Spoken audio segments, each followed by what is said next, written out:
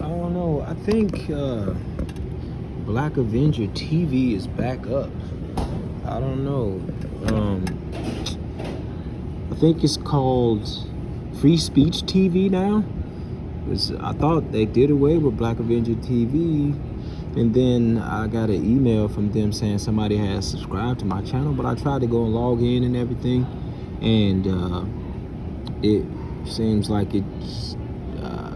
I don't know. I'll just have to sit down and sift through the app. I don't know. I don't know if it's functional and if it's working and this and that yet, but I think Black Avenger TV is back up. I don't know. But I wanted to talk to you brothers just about Black history. It's just a lot that the white man wouldn't want to teach Black men. It's like white men wouldn't want us to know about our history, because it's like, I'd say they're afraid of retribution. But I was talking to this other Black brother on the job, and he was like 60 something. He's like 61, 62 years old, and he was spitting facts. He was spitting knowledge. Just a small history lesson. I was just asking him deep questions and this and that, and he told me a couple stories, gave me a couple stories. He was saying things like, back in the day, and obviously you guys know about this, that it's like if back in the days, if a Black man was walking down the street coming from church with his Black wife, and if you see if some white men were to pull up, they're all drunk and smelling bad and this and that, he could just take this Black man's wife, and all four or five of those white men could just go run a train on her and bring her back to that Black man, and he better not say anything, because it's legal. Like, he wouldn't get in trouble for it. You see, there's a lot of stuff like that. He talked about this movie Mandingo. I'm pretty sure you guys seen it. I heard of that phrase, of course. But he went into deep detail about the movie Mandingo. I need to go and watch it, because he was talking to me about it this morning. And in a sense, it was almost like a small Black history lesson. But yeah, so he was saying that, and for me, he was like a spoiler of the movie, because he told the movie really, really good. Like, he told it really good. And he was saying, like, Mandingo, one of the reasons as to why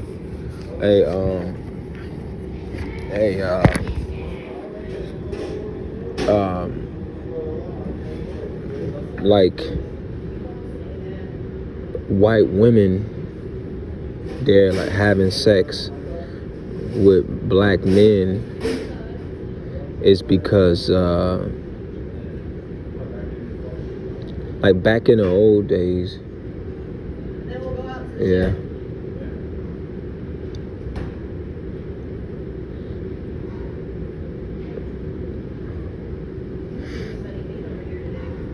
Yeah, not really. Hold on, brothers. Yeah.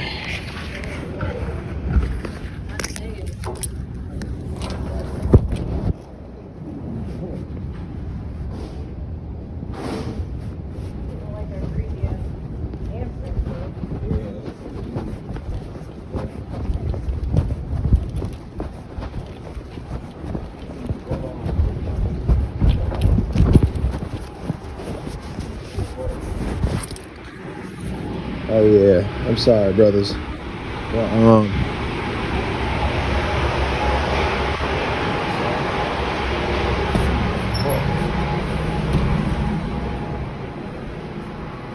he was saying that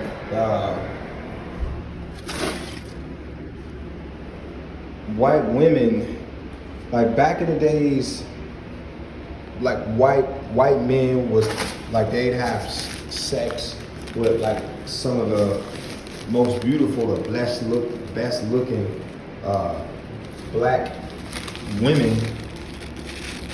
Like, they were breeding children, like they were breeding offspring. Like they were breeding slaves in a sense. That's what they were doing back in those days. And like white women would get mad at their husbands or whatever, because their husbands or boyfriends would, well, their husbands, like the white man would have 2 or 3 white babies by the white woman, but then he would go out to the yard or out to the yard or whatever and sleep with a few black women or whatever to continue to breed more slave babies, like house Negroes, you see. And the white woman would see that her husband wasn't giving her sex, but he was going out to the field and having sex with black women. And in a sense, that would make white women jealous, and they would want to have sex with black men as well. You see, it's almost like retribution, kind of. It's like something like that. I mean, you know, like there's a plethora of different reasons as to why white women would sleep with black men. You see, like a few of the modern day reasons is because a lot of black men's self-esteem is low. So a lot of the fat white women, or the white women who have like 3 or 4 or 5 kids, would gravitate towards those particular black men, like black men like us, because our self-esteem is low.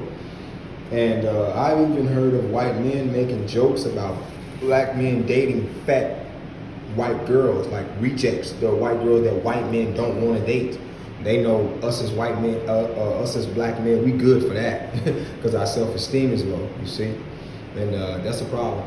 But he just kind of gave me a history lesson this morning. He was talking about the movie Mandingo. I'm pretty sure you guys probably watched it. I haven't. I probably need to go and check it out. But he was saying that like the white man would get this big black slave, just a big black guy, so he could be breeding. They wanted the biggest black slave to pass on those genes, the best genes. And in that particular movie, he was saying that they would, this big black man, Mandingo, he would sleep with. And if you brothers know anything about the movie, hey, chime in, leave the comments down below. Because hey, I don't claim to know everything. I just, you know, hey, maybe you brothers can enlighten me as well. You guys could teach me something. You see, I'm here to learn as well. He was saying that this Mandingo guy, he would have sex with other black women to breed more slaves, and because he'd have the best genes, and they would want the biggest of the black men so they can pass on the best genes to have the best workers, and the best slaves, and bigger slaves, and this and that. And he said in that movie, Mandingo, that black slave, one day he was out in the field and the master wasn't there, and the white woman wanted to have sex with him, due to her husband not giving her sex and this and that. And she knew about her, you know, like the master, the white man, going to the field having sex with black women and not giving her sex. So she summoned Mandingo to come and have sex with her. And basically it was like he was saying that white woman told Mandingo, if you don't have sex with me, I'm going to tell your master that you raped me. You see? Sad. That's a bad deal. And so he went ahead and he did it. He said the other slaves that were in the household, they were very afraid. Like they were sweating. They were like really afraid. And he was saying that he went ahead and did it. And so when Massa got home, well, they went to the doctor or whatever. She had ended up pregnant. They went to the doctor and the baby came out and the baby had curly hair. And so the white man knew what was going on. So he took Mandingo to the field and he boiled this big pan of hot water, had the white man boil it or whatever for him, like boil it really, really hot. And then he told Mandingo to jump in. And it was some black slaves around, other black slaves around. So the master, the white man, threw his shotgun out, because he had a shotgun aimed at. Follow me?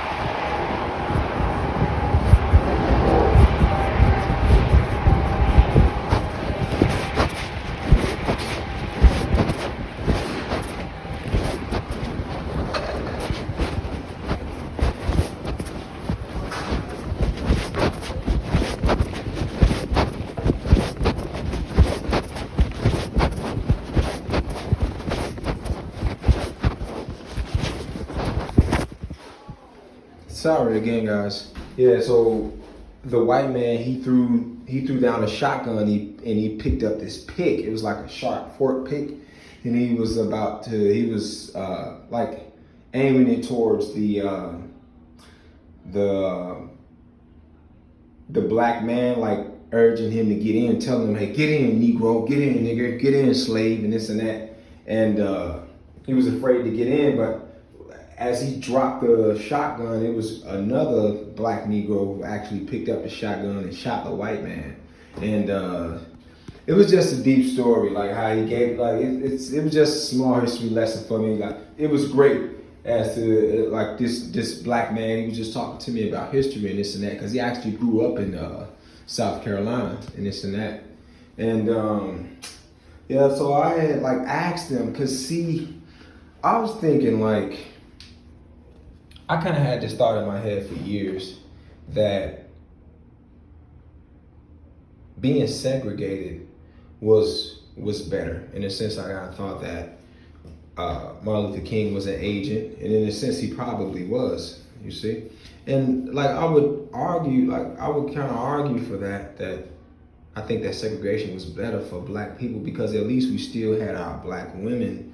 And because to a certain degree, I kind of think that feminism is worse than slavery, you know. But it's that's up for debate. I know that sounds crazy, guys. I know it does. But I was talking to this black man, and I asked him. I was like, "Well, what do you think? Do you think because we talked about Nat Turner and the Black Wall Street down south and how the white man came in, infiltrated. He was saying that." Black people, we were the first to put actual latrines, flushable toilets in the buildings that we were down in Black Wall Street in the white, because we invented a lot. And the white man seen that, and he just came in and he just destroyed the buildings, destroyed everything, and tore everything down. So yeah, so it's like for us, if we want to attain power as black men, we have to lead this country. We have to fight it. I have to be just a violent revolution. That's how it would have to go. But I asked him, like, well, what do you think about segregation and integration? Do you think we would have been better off being segregated? That's what I sort of agree with. Or I asked him, would he have been better off? What did he think about integration? We would have been better off. And he was like, I asked him about Martin Luther King and Malcolm X. Would you take that Martin Luther King approach or that Malcolm X approach? I sort of lean towards Malcolm X, but he sort of leaned to Martin Luther King. And he was saying that, he leaned that way because he would sort of agree with Martin Luther King because,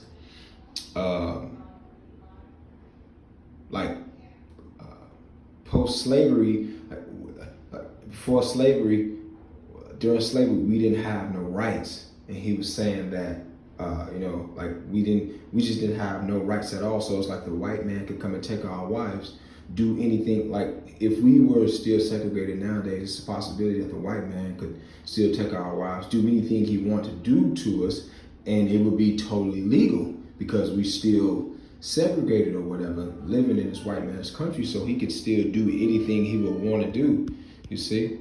And he was saying that, like a lot of white people, they have lost power and this and that. But I informed him and I let him know, like, hey, mainly it's, like the white man, the white man still rules this country in America and everything. And he was saying that, for the most part.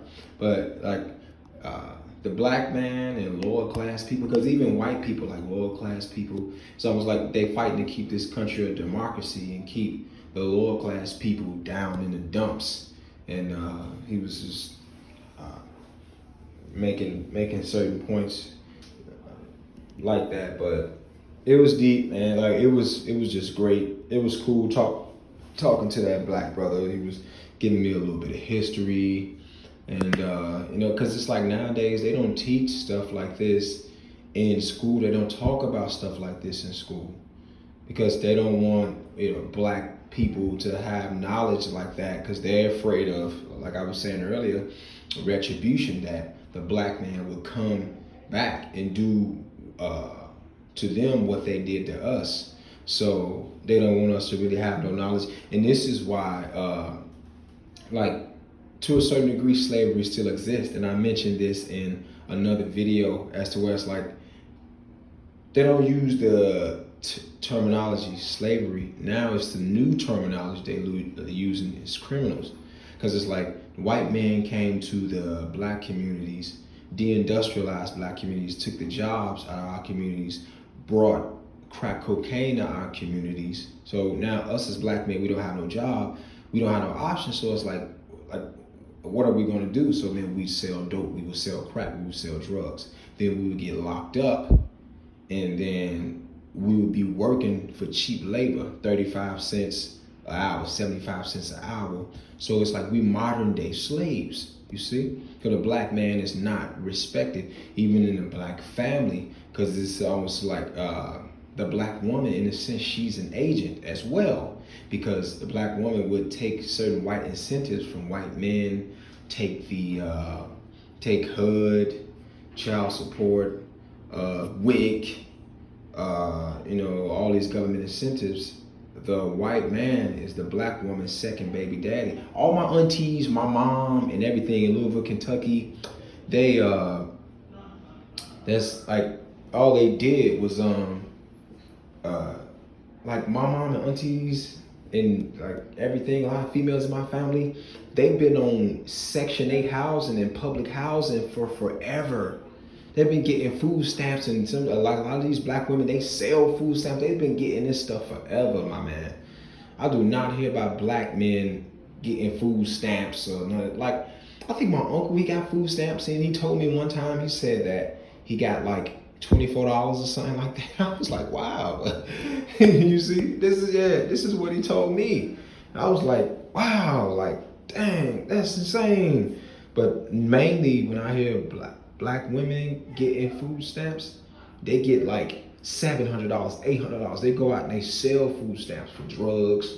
A lot of my family members, and this is one of the ways that black women has betrayed black men. But at the end of the day, it's for the man to control the woman anyway, and hold her accountable and make her do the right thing anyway. As men, we're supposed to control the women, and we're supposed to lead the society. So you really can't blame it on black women. Then again, you kind of can, you see.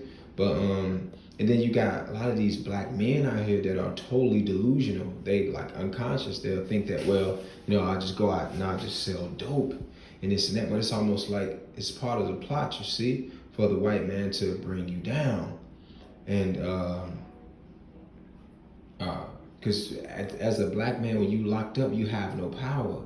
Your women don't respect you, and that's one of the other reasons as to why black women, they don't respect us as well. Like, you have no power. You want to sell dope, and you got like a lot of these black rappers out of here, like they glorifying criminal activity. And you got a lot of black men that are extremely dumb. They think, or like they coming up. My little cousin, he used to go to church, and now he's 19, 20 years old, and he's selling weed. He still go to college. His mom is in church and everything. Boy, if they found out, it'd be crazy. But and it's one of the conditioning. That's the problem. They play the white man. He plays gangster music and this and that, and glorified strumpets like Cardi B, Nicki Minaj, all these promiscuous females, and he glorifies like the dope game. Because if us as black men were to start making conscious music, well, if we was to make a conscious record, and it was a nice dope record, and it was speaking knowledge, wasn't talking about a female twerking or selling drugs, they won't play it on in these American airways, like it wouldn't really be popular like that, you see. But they would, the white man, they would put out records like, 50 Cent and Tupac was, to me, he was that dude. Like he was like, to a certain degree, he was like a black activist because his parents, they was a part of the Black Panthers, so I really look up to that guy. But if they was like, they put music out like 50 Cent and, you know, Lil Uzi Vert and Future and Bobby Smurda and Crash Test Dummy rappers like this that glorify dysfunction, uh, it would sell in a major way, and that's the only music that the white man would want to make popular in our communities, so it can lead to crime and dysfunction and females sleeping around and twerking and black guys shooting and killing each other, selling dope, you see. But as I look at the white communities, they listen to music like Taylor Swift and Justin Bieber. You see in Maroon 5. You see, like they not making no gangster hardcore hip hop music like we are. Like, I mean, like you got some white rappers here and there, but mainly it's black people who are making dysfunctional music like that. It's crazy. It's conditioning, but it was just great talking to that brother this morning, and we had a nice little conversation and this and that, and it was just great, man. But if you brothers got some answers or whatever, or if you could give me your conclusion as far as integration versus segregation, just leave a comment in the comment section.